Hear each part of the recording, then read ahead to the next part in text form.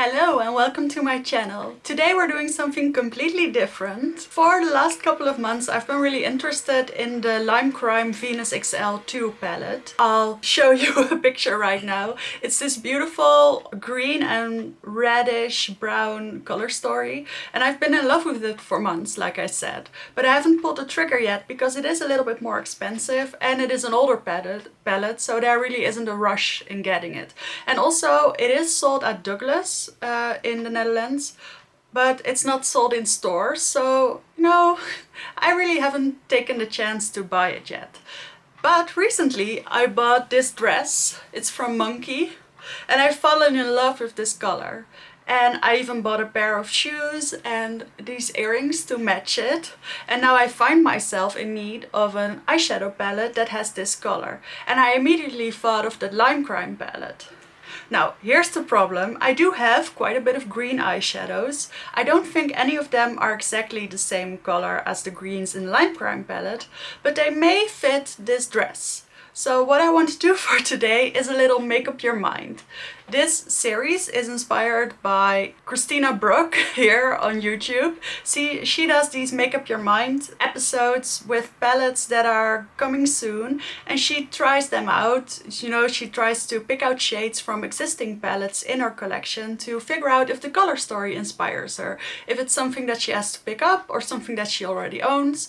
And sometimes she creates eye looks with the palettes that she creates in this way. And it's really fun and it's really interesting and it's really helpful for her because she can figure out whether she wants something or not.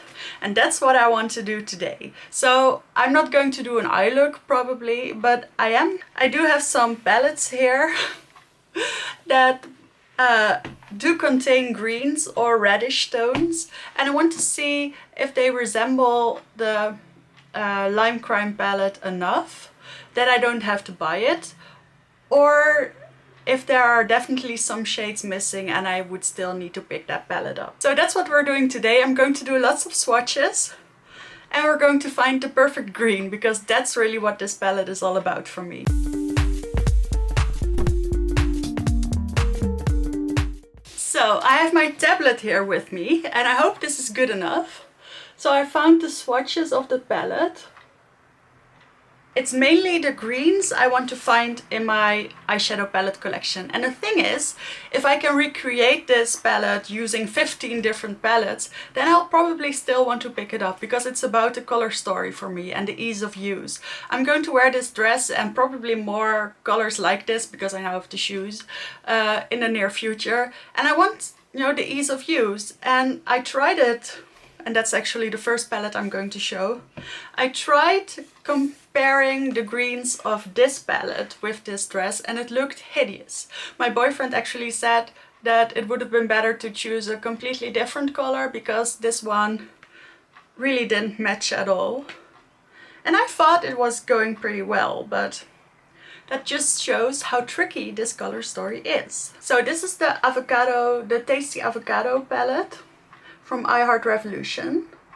As you can see, it's a very green focused palette, but I can immediately see that the greens from the Lime Crime palette are a lot more muted. They're a little bit more olivey or minty, something between an olive and a mint. So the first contender for this palette is going to be Green Gold. And then I also want to see if Guacamole and Half resemble any of these colors. So this is Guacamole and this is Half. I think these three colors resemble the Lime Crime palette the most. And then when I compare it to this palette, the middle one, Guacamole, really doesn't add up at all. I think the bottom shade resembles the shade Sage just a little bit. But Sage is a lot more brown. And then the shade Green Gold isn't minty enough. It's a little bit too yellow. I'm not completely convinced by this one. It definitely misses some more muted but still minty greens. Like I said, I actually tried this palette with this dress and it didn't look pretty at all. So I think this palette is just a little bit too bright. Then next I have the Oden's Eye Elva 2 palette, the mini forest one. It's this one. And this palette, it's mainly about this green for me, which is called Greenery. Let me swatch that. Beautiful shade. You can see it's just a little bit too golden with this dress. Here's on my finger. Beautiful shade. Really a lot prettier than the other ones. So when we compare it to the Lime Crime palette, I actually think it's a little bit similar to this one. Ivy or Laurel. So I think you could get something similar, but again, the Lime Crime is a lot more muted.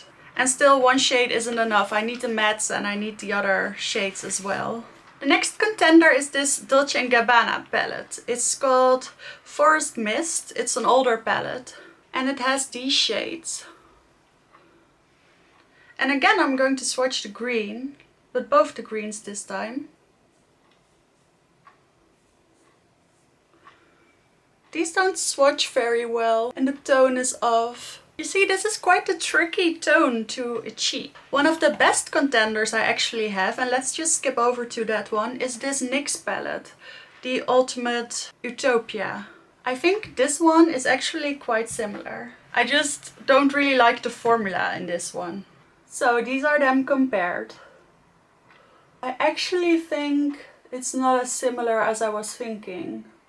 Although the dark green in the NYX palette does resemble the Sage palette, the middle one in the top row on the tablet. I think that's actually quite similar. And the lower green shimmer in this palette actually resembles this shade over here. But I'll show you. I'll swatch this shade.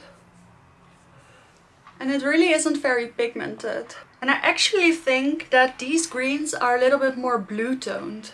When I hold them next to my dress, they actually seem a little bit more blue. I do really like this minty green. And that minty green resembles the Myths shade in the Lime Crime palette a little bit. So yes, this one comes pretty close, but I don't like the formula, so I hardly ever use this one. And when it comes down to it, it doesn't have the right mattes to go with this color. I do have some other green options, but in hindsight, I don't think they're very similar at all. I have this Chanel palette, the Blurry Greens, which are a lot more brown. But I do think these would go with the dress. That's something to keep in mind. Then I have this really old Dior palette. This is actually my first Dior palette, which is called the House of Greens. And I thought this could be very similar. This is the green shade.